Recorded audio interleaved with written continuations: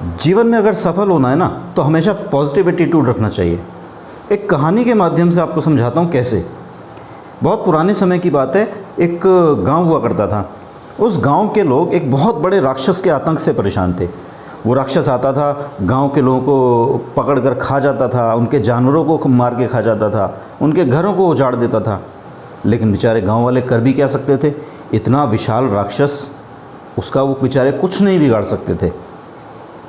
कुछ समय बीता, उसी गांव में किसी दूसरे गांव से उनका किसी का कोई रिश्तेदार मिलने के लिए आया।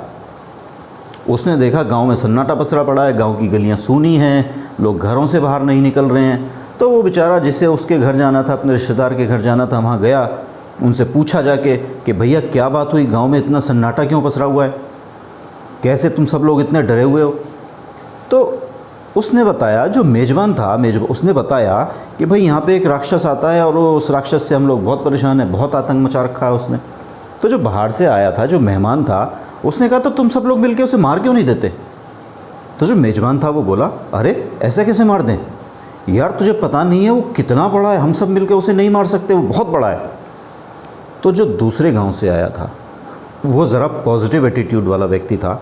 उसने कहा कि बात ये नहीं है कि वो इतना बड़ा है तो आप उसे मार नहीं सकते, आप इसको ऐसे सोचो कि वो इतना बड़ा है कि उस पर मारा हुआ निशाना चूकेगा ही नहीं। बात को समझने की ज़रूरत है। कैसे? अब देखिए, मैं आपसे कहूँ कि सामने आपको दीवार पे जो स्विच बोर्ड दिख रहा है, उस स्विच बोर्ड पे आपको पत्थर से निशाना लगाना है। तो हो सकता है आपका निशाना एक बार में ना लगे, या दो बार में ना लगे, या कई बार कोशिश करने पे भी ना लगे।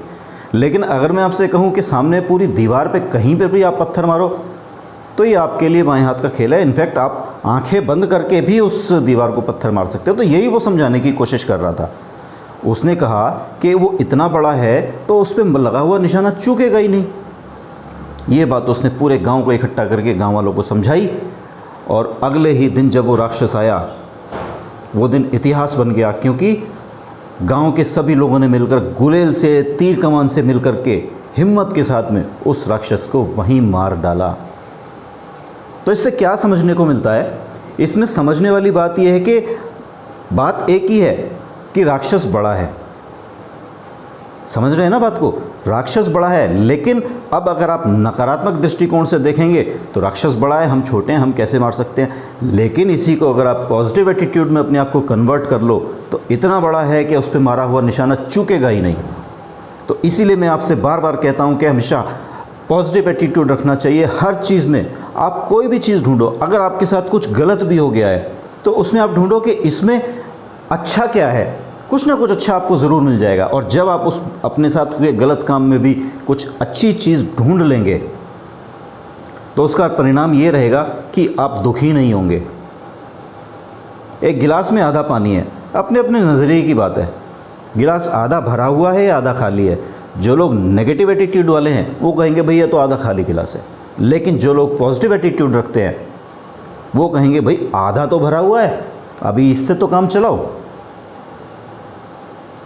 तो हमेशा मेरी इस बात को ध्यान रखिएगा, जब भी कभी भी कुछ भी करते हैं, कुछ भी सोचते हैं, या आपके साथ कुछ गलत भी होता है, एटीट्यूड पॉजिटिव रखिए। बस यही आपकी सफलता की पहली सीढ़ी है।